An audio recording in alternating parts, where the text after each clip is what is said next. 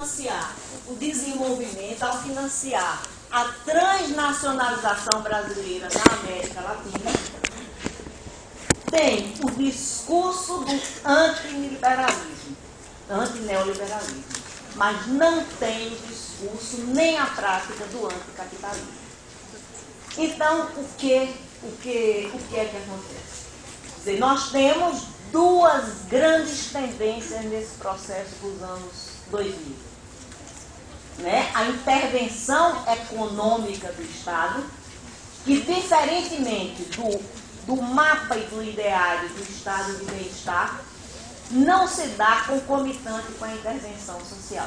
Na verdade, não se retira nem se modifica nada da contra-reforma do Estado no âmbito da educação, no âmbito da previdência e no âmbito da saúde, para falar dessas três.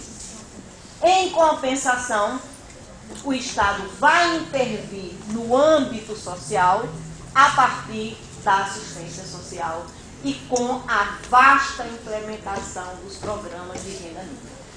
Isso não só no Brasil, isso vai se dar em todo o continente latino-americano. Hoje nós temos 18 programas de transferência de renda em todos os países da América Latina. Ora, esse processo, quer dizer, de políticas compensatórias em detrimento de políticas distributivas. Privatização, mas a privatização feita sob uma estratégia transformista. Quer dizer, se amplia a educação, desde que ela seja lucrativa. Se amplia o acesso à moradia, desde que as casas populares sejam mercadorias. Se amplia o saneamento, desde que a política de meio ambiente realizada nas comunidades pobres consiga, ainda permaneça sendo uma participação financeira do usuário para financiar parte da política de saneamento. Então, o que nós vamos observar é que não há uma revisão das formas liberais, há uma manutenção, mas há uma nova engenharia. Se Tommaso de Lampedusa, no Leopardo, diria: tudo muda para que tudo permaneça como está. Não é que não tenham transformações, há grandes transformações, mas o objeto da transformação não é a eversão ou a reversão da ordem nessa sociedade. É a manutenção da ordem nessa sociedade através de novas, renovadas e criativas formas de legitimidade para a obtenção do consentimento social. Ora, neste processo, o serviço social poderia passar incólume? É evidente que não. E é neste sentido que as coisas se complicam. Eu vou primeiro dizer a tese, para depois dizer os argumentos. Parece, tudo leva a crer, que nós estamos enfrentando um processo novo. Novo se levarmos em conta os ganhos pós-reconceitualização. E esse processo novo, que vai aparecer na educação como aligeiramento, que vai aparecer nos fundamentos como ecletismo, pragmatismo. Na verdade, esse processo novo, me parece que é uma brutal tecnificação do serviço social brasileiro, com uma ofensiva de subtração da dimensão intelectual da profissão. Eu hoje ouvi uma coisa que me balançou. Eu disse assim: acho que esse cara tem razão. Eu ouvi hoje um argumento de um pensador do serviço social que me dizia o seguinte: Beth, eu acho que aquele sincretismo de que falava José Paulo Neto está sendo refuncionalizado. E aí eu parei para pensar, quer dizer, o que é que José Paulo disse da estrutura sincrética do serviço social? E, embora não seja nenhum sinônimo, mas quando ele está falando de sincretismo, ele está se referindo a uma expressão do conservadorismo. Como ele está também se referindo a uma influência, a um peso do ecletismo. Como ele está se referindo a um peso do pragmatismo, ao peso do empirismo. Que o que é que Zé Paulo vai falar do sincretismo? Ele vai dizer que é a fragmentação da realidade, né? A fragmentação da questão social, cujo enfrentamento dá origem a políticas, cada uma com o seu foco. Né? Ele vai se referir ao manuseio, ele vai se referir ao universo do cotidiano, ou seja, a ordem existente como o limite. E ele vai se referir também ao empirismo, né, da casuística social, dos dados, do fato, da situação, da problemática, etc. E tal. A manipulação das variáveis. As manipulação das variáveis implícitas. Isso mesmo. Ora, eu não quero polemizar, e até porque minha fala não é sobre o pensamento de Zé Paulo. O que eu quero é pegar uma carona nesse processo para poder dizer o seguinte: gente, eu posso estar completamente errada, mas me parece que está chegando, e chega principalmente onde há menor resistência, no ensino à distância, no ensino privado, mas chega também nos centros de alto nível, nos doutorados com C, a pós-graduação com 6, uma onda neoconservadora. Você não diz, mas isso tudo para fazer essa afirmação, a gente já sabia disso, né? Olha, vocês podem até ter a hipótese. O problema é que o neoconservadorismo da atualidade não tem nada a ver com aquele conservadorismo do período da reconceituação. Porque esse conservadorismo, ele não nega o marxismo.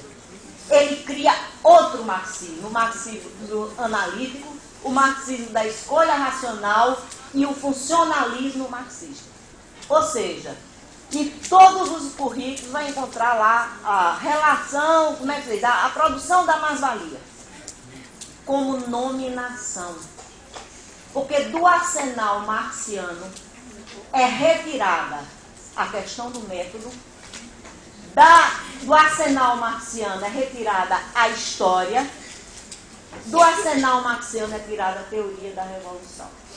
Só sobram os conceitos, que sem totalidade e sem mérito não passam de formulações abstratas.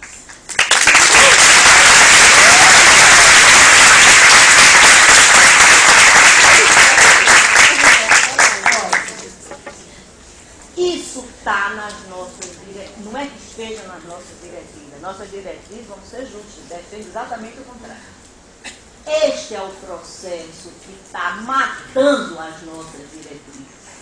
É o formalismo teórico em detrimento de uma visão histórica, dialética e de totalidade social. Eu não sei, pode ser que a experiência de vocês seja completamente distinta, mas alguém está dizendo que método e metodologia é a mesma coisa. Não é. Metodologia é o fazer, é como proceder. O método é a apreensão do movimento da realidade. E ele só se faz com fidelidade quando nós nos voltamos para a análise concreta de situações concretas e com o domínio daquelas categorias essenciais da crítica da economia política. O que é que está acontecendo? Não vamos moralizar esta crise. Isso não cabe, nem é essa a questão. Não vamos depositar tudo na política da formação, da educação superior, nem nas condições de trabalho. Elas são mediações, mas elas se exercitam junto com outras mediações. Dentre elas, o peso que as determinações vindas do mercado profissional de trabalho estão tendo dentro da formação. E aí eu quero retomar meu raciocínio original, que eu trouxe para cá. Né? Eu falei que se combateu o neoliberalismo com crescimento econômico. Se combateu a desigualdade, denominando-a de pobreza. E se combateu a pobreza com política de assistência e, em especial, programas de transferência de renda. Vamos fazer justiça à necessidade da política de assistência. E vamos fazer a crítica de reduzir a política de assistência ao programa Bolsa Família aqui no Brasil. O que se passa? Neste processo, outra mediação, nós não temos somente a assistência e o crescimento econômico. Nós temos como tendências da intervenção política e cultural da sociedade a criminalização da pobreza e a judicialização da vida social. Ora, isso está chegando ao serviço social? Claro que está. Né? Há 15 anos atrás, nós não tínhamos no judiciário a quantidade que nós temos hoje de profissionais de serviço social. Nem nos sistemas penitenciários, nem nos presídios. Como também não tínhamos a quantidade de assistentes sociais que temos hoje na política de assistência social. É evidente que mercado de trabalho não é uma decisão nossa que eu digo individual. É uma determinação sócio-histórica. Né? A sobrevivência, a inserção é uma condição, o trabalho é a nossa forma de sobreviver. A gente não define exatamente os lugares onde deveria ter serviço social, mas a gente é sujeito. E como sujeito, a gente dá direção a essa prática, a esse conhecimento, a esse fazer profissional. Ou então não existe projeto. Se existe projeto, se essa profissão é intelectual, nós somos sujeitos. Nós não somos somente atores nem objetos, nós somos sujeitos profissionais. Temos um papel intelectual, temos um papel teórico, político a desempenhar dentro dessa sociedade. Né? É fácil estar posto? Não. E quem não quiser pensão, fui. Não há como ser assistente social longe de pensão, e não tem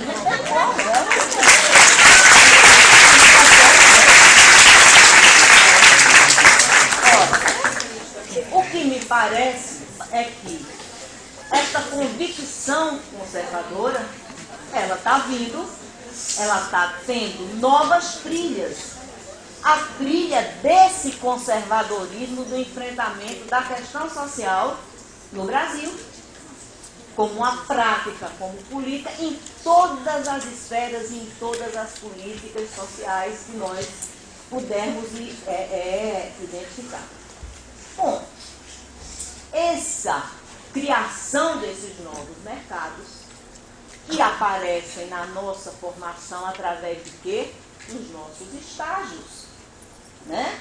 Nós temos hoje, pelo menos na minha universidade, 40% dos nossos estudantes estão no setor saúde.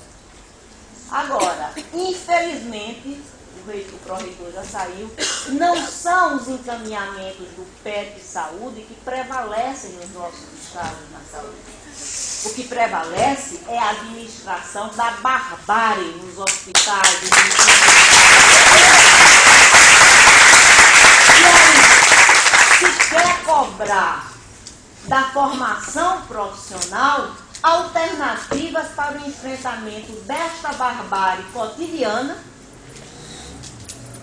independente da capacidade de intervenção política que a gente possa ter na política de saúde. Né? Eu estou aqui olhando para Moema, né? que estudou esse assunto, e, gente, o projeto SUS implodiu. Né? Você salva, né? O projeto SUS implodiu. O que nós estamos vendo é uma barbarização do direito à saúde da população. Mas não é só isso. Quer dizer, o que nós estamos assistindo também desse processo de tecnificação é a transformação de necessidades, procedimentos, nominações que passam a ser objeto de conhecimento. E eu aqui uso a minha marca registrada, a expressão acolhimento. Desde quando acolhimento é teoria? Desde quando acolhimento é categoria? E, no entanto, se você perguntar ao profissional, ao estagiário, ele pode dizer: o que é que você está fazendo? Não, eu estou fazendo o acolhimento da população. Humanizaram o SUS. E agora o acolhimento é também o que é acolhimento? Aí, para poder encontrar um jeito de qualificar acolhimento, aí a gente vai para o pensamento pós-moderno, a gente vai para a fenomenologia, vai para a psicologia, vai para a antropologia, vai para a gestão de pessoas, vai para todo este arsenal. O único que a gente não vai é para o marxiano, porque o pensamento conservador vai dizer que aquilo Marx não explica. Claro, né? Ele não pode explicar como é que eu vou dar alta, vou resolver um paciente que teve alta e não tem transporte, e o tratamento fora de domicílio, o prefeito botou dinheiro no bolso e ele não tem direito ao transporte. Marx não vai explicar isso. O que Marx vai explicar é o Estado capitalista, é a apropriação, é a ausência do público. Porque aí vem a UPA e faz a parceria e você passa a ter aquele atendimento. E depois? Primeiro atendimento e depois? E a alta complexidade? E as macas no meio da rua? Bom, aí nesse processo, tudo vira assistência. Eu tenho visto meus alunos fazerem muitas cartilhas. Eu ando impressionado onde é que está se botando tanta cartilha. Porque tudo é desinformação. Então a gente termina culpabilizando o usuário. O usuário não vai no transporte, no TSD, porque ele não sabe. Não, gente. Ele não vai porque no município dele não existe isso. Aí ele chega no hospital, aí o assistente social que está no plantão, bom, isso aqui passa a ser não objeto da saúde, mas vai ser objeto da assistência. E ainda tem gente contra a ideia de que está se assistencializando as políticas sociais. O aluno não tem direito à educação. O aluno está levando droga para a escola. O que é que vai fazer? Chama a assistência. É saúde. A assistência estudantil está em altíssima onda. Né? Altíssima. A minha universidade criou agora a Pró-Reitoria de Assistência Estudantil. Bom, então, essas práticas da sociedade, elas estão tendo um impacto enorme na formação profissional, né? E num tensionamento, exatamente esse tensionamento, no sentido de colocar as necessidades da prática como sendo aquelas às quais a formação profissional precisa atender.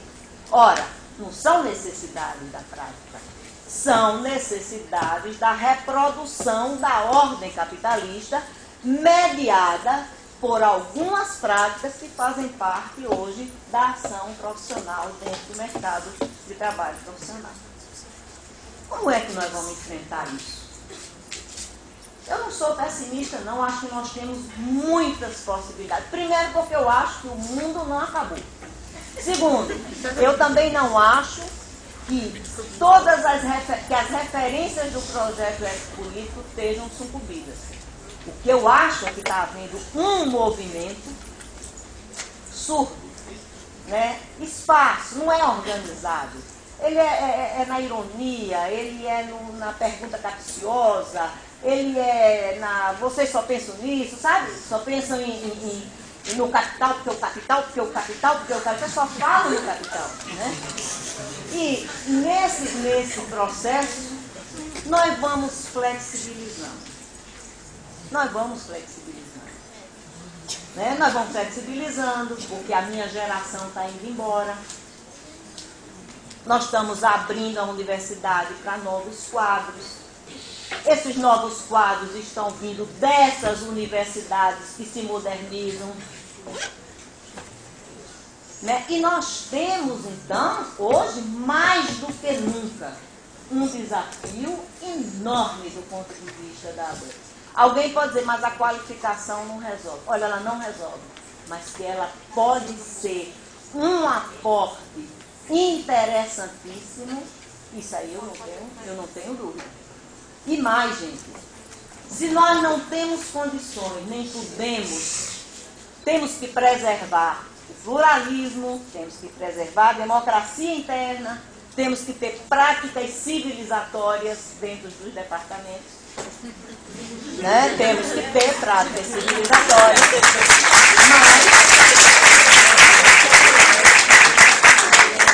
nós precisamos aproveitar todos os espaços para que os estudantes conheçam alguns fundamentos que eles não estão tendo oportunidade de sintetizar. Nós precisamos fazer minicurso, nós precisamos fazer palestra, nós precisamos fazer atividade coletiva. Nós não podemos, eu não concordo com o que como é que diz, o pró-reitor falou, que nós soltamos muita aulista, que tem, né, ele precisava explicitar melhor para eu poder compreender. Mas eu quero dizer a vocês o seguinte, temos que investir em atividades coletivas como esta.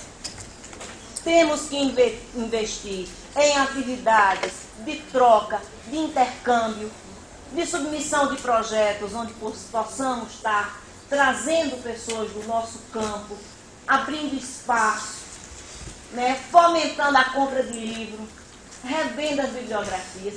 E vou dizer aqui uma coisa, temos que voltar a discutir sobre avaliação, sim, na universidade pública. Temos que fazer não podemos fazer de conta que estamos ensinando, que os alunos estão aprendendo e que está tudo bem. Porque não é porque nós estamos no campo da esquerda que podemos, né, fazer de conta e botar tudo embaixo do tapete. Não. Tem coisas que nós precisamos enfrentar. Tem. É porque o pensamento conservador está ávido para dizer o que vocês montaram não responde. Nós sim ensinamos a fazer. Vocês só ensinam a pensar e ninguém consegue fazer. Não é isso? Então eu penso que nós temos, e parabenizo a ABEPS, e espero que o CEPES ajude, fortaleça, né, e leve adiante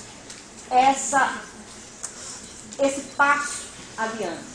Né? Eu acho que a pesquisa de avaliação dos objetivos tem falhas, né, tem, etc.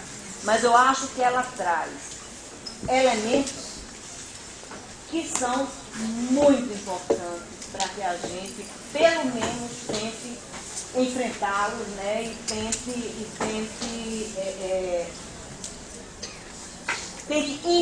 impedir qualquer tentativa de refuncionalização conservadora e à direita do projeto legislativo.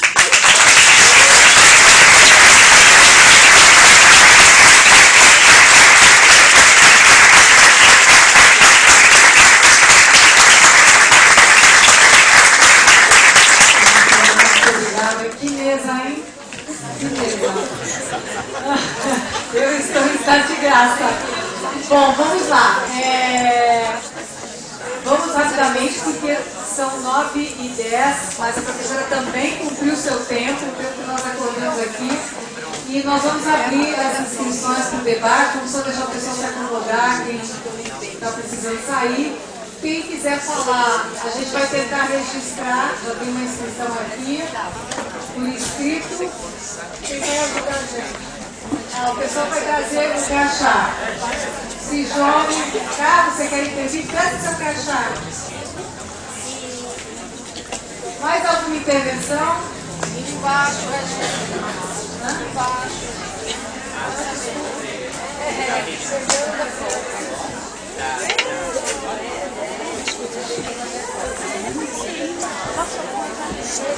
A Paula.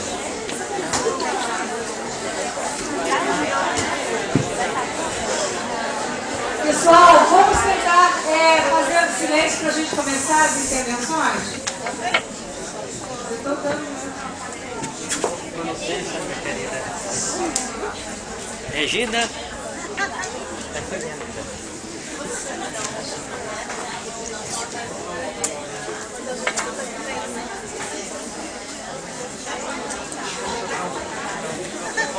Pronto, acho que agora já temos um bloco.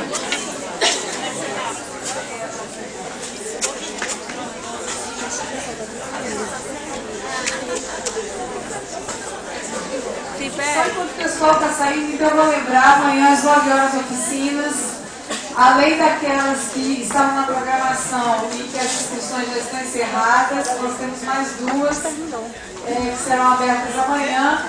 E a participação nessas oficinas, que também tem vaga limitada, né, vai ser por ordem de chegada. Então, a partir das 9 e o credenciamento também continua amanhã. Eu vou começar 9 horas.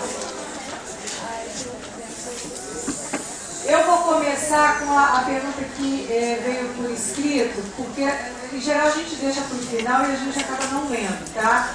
E aí, já tem 4 inscrições aqui, o Cijone, a Sandra, o Carlos e Nilmar, é isso? E o Nilmar. E a gente vai tentar, para até garantir a possibilidade... Oi? Ah, você vai fazer a intervenção? Então... Ah, tá certo, então não precisa ler, agora eu entendi. Então a gente vai... Mas então só você primeiro, porque é só a pergunta que chegou. Primeiro, só queria pedir, eu sei que é meio desagradável, porque a gente depois que ouviu tanta coisa, a gente quer falar, A gente vai tentar estabelecer 3 minutos para fazer pergunta, para que a gente dê a oportunidade de todo mundo falar. Ok, Sandra? Pessoal, boa noite. Meu nome é Sandra, eu vou ter que ficar em cima do batente, eu sou muito bacaneira. Mas é só também pequeno, né? Mas assim, um prazer de estar aqui nessa cidade linda, tive a oportunidade de conhecer hoje, que ainda não tive, né? Mas gostaria de registrar a nossa participação aqui nesse evento, muito em homenagem à professora Silvana Mara, minha amiga, companheira de sala de aula de muitos anos, minha companheira antiga. E para poder assistir pessoalmente uma palestra da professora Elizabeth Moura. Sou sua fã, sou estudiosa da sua obra. E aí agradecer, né, que Dona Bruna, a gente ganhou aqui uma maravilhosa fala dos meninos. Mas eu trouxe um questionamento em nome da FAPEM do Ceará. Então, assim, como nós somos sujeitos, não apenas atores e não objetos, da formação profissional de serviço social somos. E também nós compartilhamos o projeto ético-político do serviço social, até porque sou assistente social da geração marxista.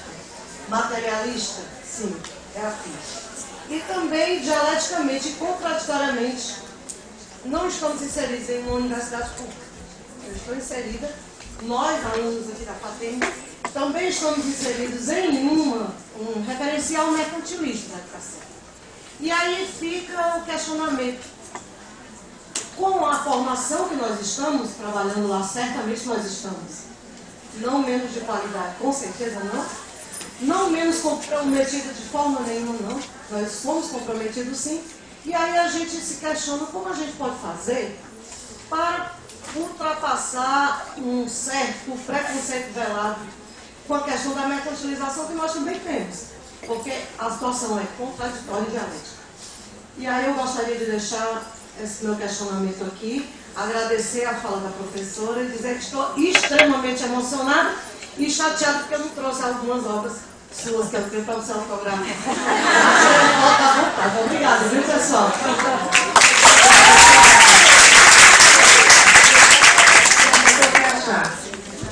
Próximo, Cijone. 3 minutos.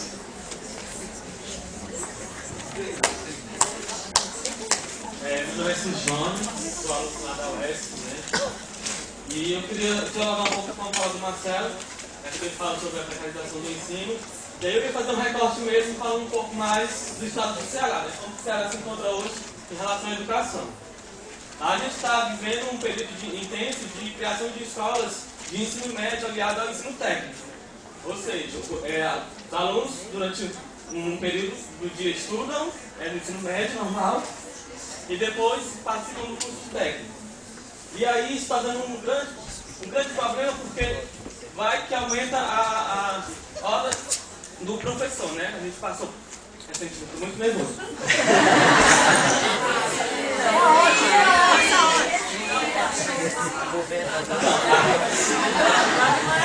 Sim, gente. Vamos, gente. Aí a gente, recentemente, quando fala, porque eu sou do movimento estudantil da UES, os professores do estado do Ceará passaram 60 dias em greve, né? Acho que vocês viram no Jornal Nacional. Como é que foram recebidos na Assembleia? Teve um professor, inclusive, com suspeito de traumatismo craniano, né? A respeito e aí fala um pouco sobre a UES, né? Como é que o governo do estado do Ceará hoje, que é do PSB, perdão, está tratando a educação. Hoje na UES, na nossa instituição de ensino, além da precarização da pesquisa e da extensão, a gente está correndo um grande risco no ensino em si, porque a gente tem um déficit de mais de 300 professores. Isso é efetivo, né?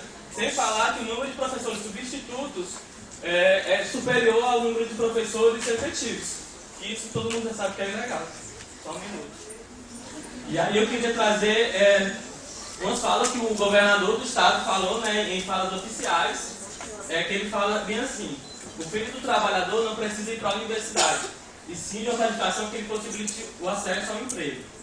E que os professores devem trabalhar por amor e não por salário. E aí ele fala assim, né? E ainda reforça falando que se eles quiserem melhores salários, eles deveriam ir para o ensino privado. E aí eu acho que a mensagem que o Marcelo quis trazer, pelo menos esse foi o entendimento que eu tive, é que hoje no Brasil a gente está vivendo um processo muito semelhante que viveu o Chile antigamente, né? De privatização do ensino, onde os alunos saem do ensino privado geralmente. Alunos principalmente que fazem fiéis.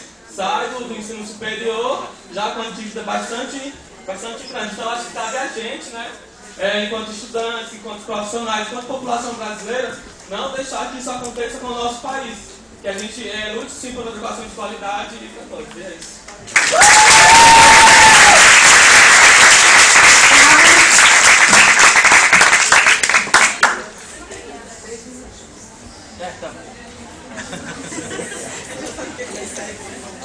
Boa noite a todos. Meu nome é Carlos Henrique, sou sexto período aqui da UFRN e posso dizer que iniciei minha fala falando ao nosso colega aqui, Sejone, de governador do Ceará, disse que os professores devem trabalhar por amor, então ele deveria governar por amor. Outro detalhe interessante. Professor Marcelo, no final da sua fala, né, falando sobre essa proibição desse cerceamento que o CEPES, a Enesso e a ABF sofreu, né, eu considerei uma volta ao tempo da ditadura militar, um tremendo retrocesso. E a minha segunda alfinetada é contra esse juiz que fez isso, porque o que ele fez foi contra a Constituição, completamente constitucional. E a cabeça dele é uma cabeça atrasada. Uma cabeça atrasada. E posso dizer, né, Isabel de volta, né, que é um prazer conhecê-la. Não é todo dia que se conhece uma das autoras do serviço social, né? E pô, a pergunta que eu faço, diante desse contexto neoliberal, como implementar o projeto ético-político para enfrentar essa situação? E deixo o recado, uma frase do Essa de Queiroz: os políticos e as fraldas devem ser trocados pela mesma razão.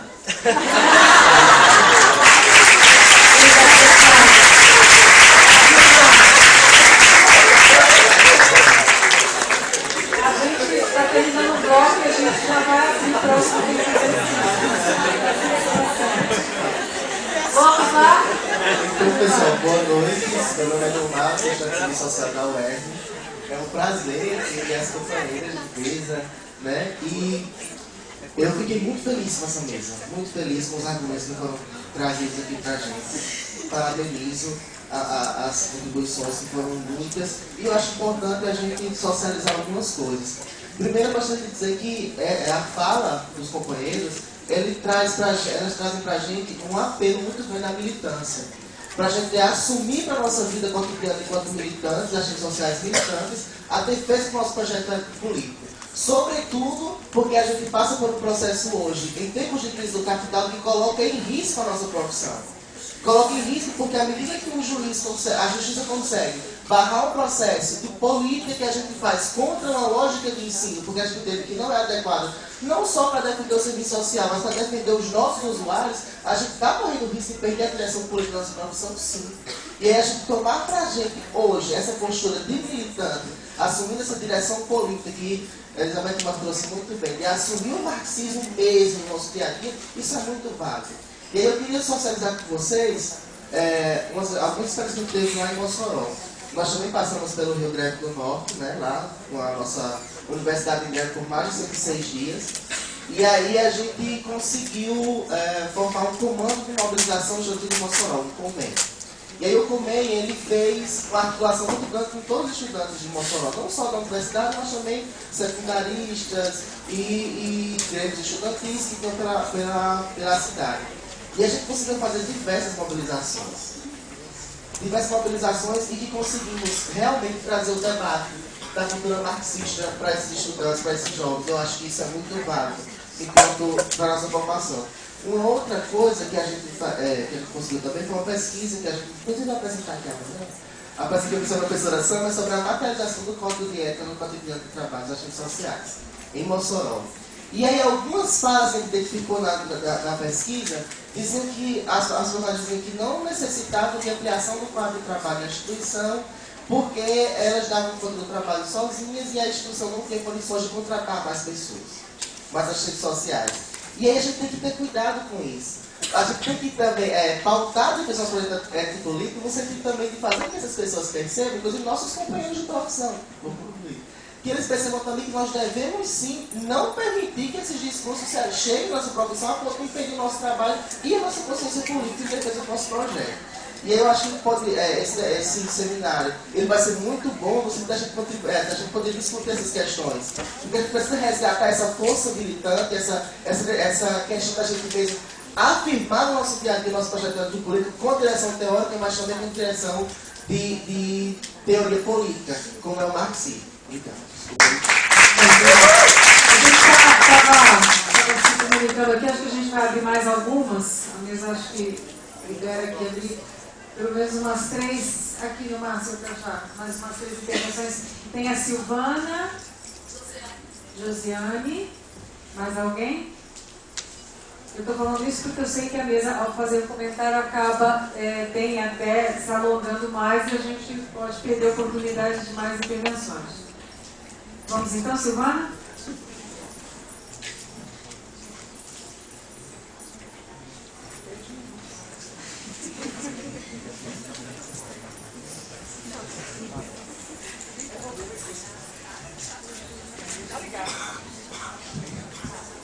Não, gente, na verdade, a gente já deu toque ali. Eu brinco 3 minutos. Não, mas eu, na verdade, eu me inscrevi, não foi para fazer uma pergunta, mas foi para comentar de público a emoção que eu acho que eu estou sentindo nessa. Acho não, com certeza. Nessa noite, com essa mesa. Eu acho que essa mesa, ela é não só um bom início de trabalho aqui no seminário da ABEPS Nordeste, mas ela resgata um sentido político e pedagógico que, em grande medida, tem a ver com a crítica que a gente faz ao ensino à distância, do ponto de vista da prática pedagógica. Eu acho que, do ponto de vista da mercantilização, as falas já sinalizaram bastante. Fiquei nervosa. Mas, assim, eu queria resgatar o processo pedagógico, porque quem já teve a oportunidade de ser aluno da professora Ana Elizabeth Mota sabe o que é o pensamento crítico em exercício.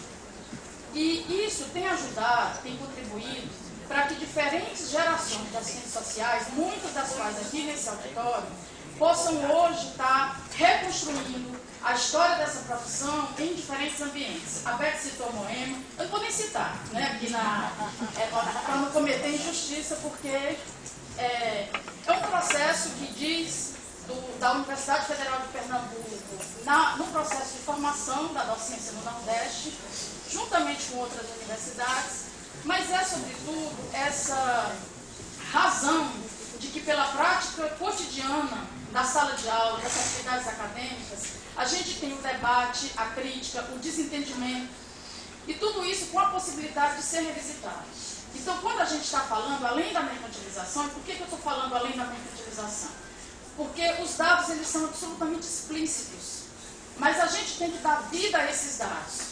É uma quantidade imensa de jovens que não vão ter isso, que não vão ter a possibilidade de refletir o tempo presente na grande mediação de elaboração do futuro. Obrigadíssimo a vocês três, tá?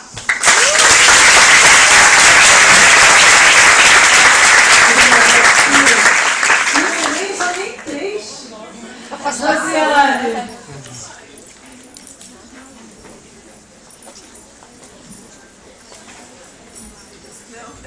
Boa noite. Boa noite. Meu nome é Josiane, eu sou de Maceió, né? Eu sou vice-coordenadora de uma faculdade privada em Maceió e professora de 3 faculdades privadas em Alagoas. Então, né, só de falar, a gente já consegue perceber o nível de precarização do trabalho que nós temos, né, nas faculdades privadas, porque nós somos horistas, nós não somos docentes, e se exige o máximo pelo mínimo em todos os sentidos. E aí, dentro da faculdade em que eu sou vice-coordenadora, e eu estou aqui com alguns alunos, inclusive, nós, né, o corpo docente, que tem uma formação crítica, nós fazemos de todas as formas possíveis e até, né, indo de encontro a algumas posturas institucionais para garantir que a formação desses estudantes seja uma formação crítica. E aí, né, enquanto coordenadora de estágio, eu tenho encontrado, né, em relação às faculdades EADs, eu diria, alguns fatos que são do nosso conhecimento já, mas que eu gostaria de reforçar para a gente ver o quão preocupante é esse nível de formação.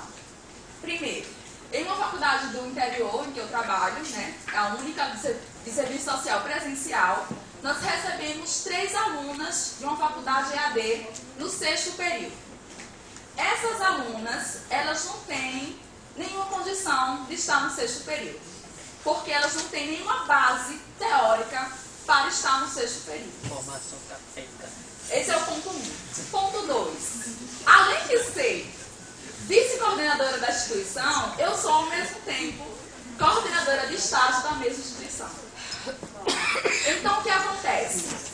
Em Maceió, nos últimos 4 anos, nós tivemos a abertura de 3 faculdades presenciais de serviço social apenas na capital, fora a Universidade Federal. Então, o que é que nós temos? Nós temos uma luta, né, eu diria uma concorrência, para conseguir conveniar os campos de estágio. Né? E aí, as faculdades privadas concorrem entre si, já que a Universidade Federal já tem seus convênios garantidos há muito tempo, por ser pioneira na formação do serviço social.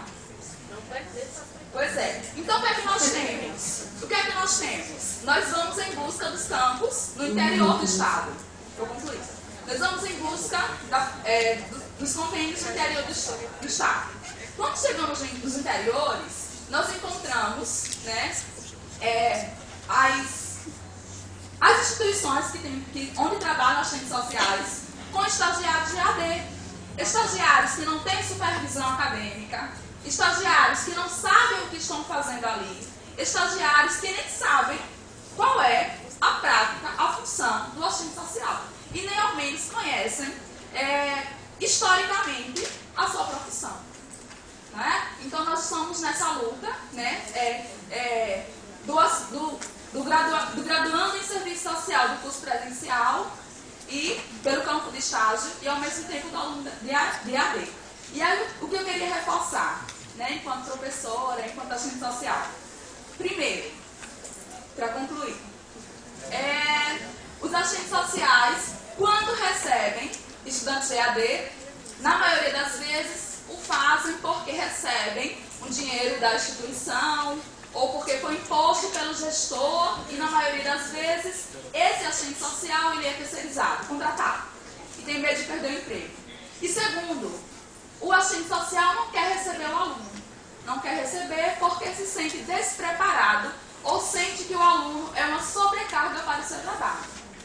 E aí eu acho que cabe a nós, né, assistentes sociais, né, a categoria, não só nos âmbitos CFES-CRES, mas lá mesmo na nossa prática, na nossa reflexão, nos questionar e assumir o estágio não como uma sobrecarga, mas como uma atividade que nos é intrínseca. Se não é obrigatória, é intrínseca e exclusiva do assistente social.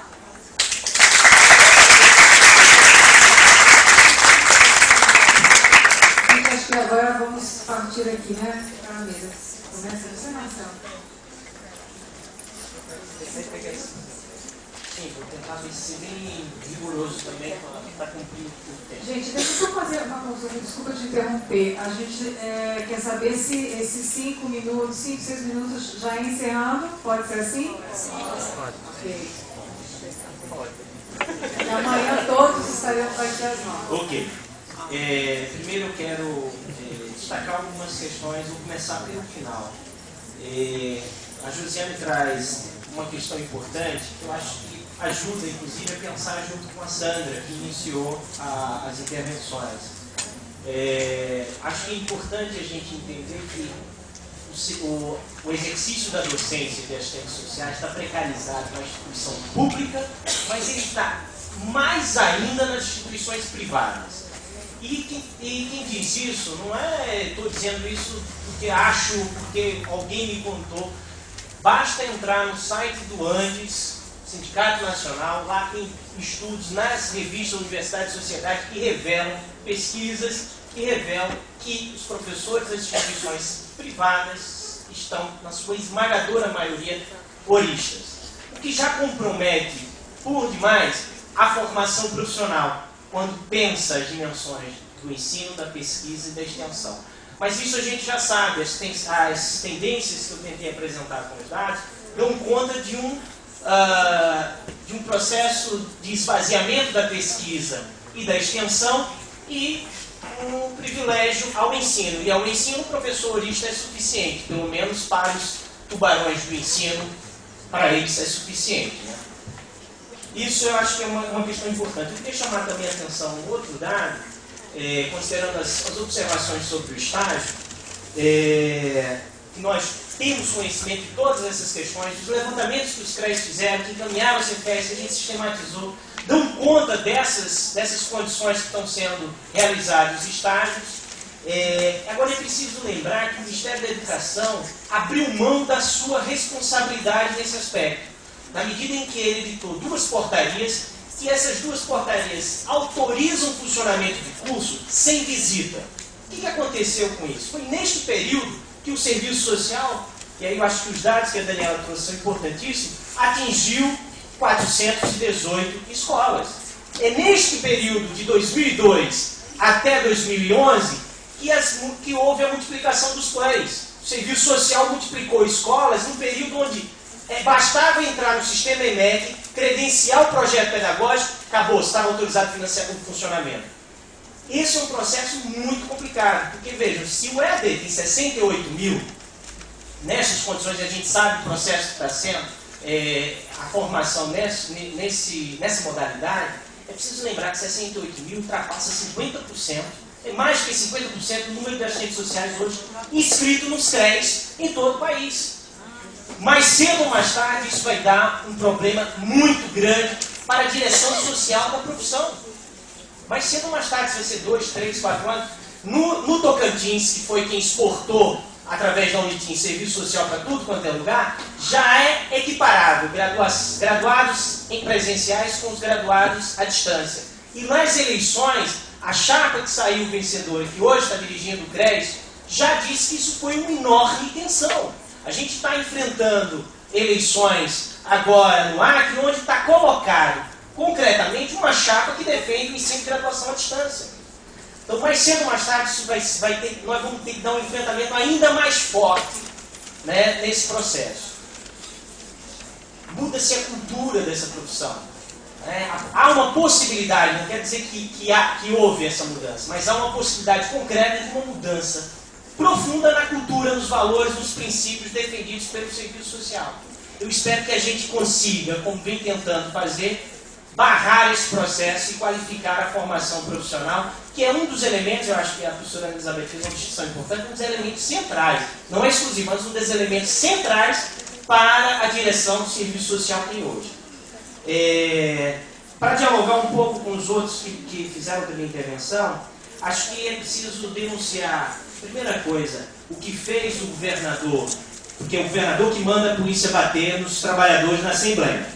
Foi isso que fez o governador do PSB, que faz um enorme desserviço, né? Na Paraíba estão dizendo, é um governo socialista. Não tem nada de socialista. A mesma coisa no Ceará, a mesma coisa no Espírito Santo, a mesma coisa em Pernambuco, onde o PSB está governando. E tantos outros que se arvoram do direito de dizer nós somos socialistas, mas implementam a política neoliberal como ninguém. Eu acho que é importante, do ponto de vista da cultura, né, de um caldo cultural, é preciso denunciar isso. Além disso, eu acho que é importante sinalizar algo que está acontecendo no Ceará, para concluir. O Conselho Regional de Serviço Social lá do Ceará fez uma denúncia junto ao Ministério da Educação. Trata-se de uma escola de serviço social, duas na verdade, metodista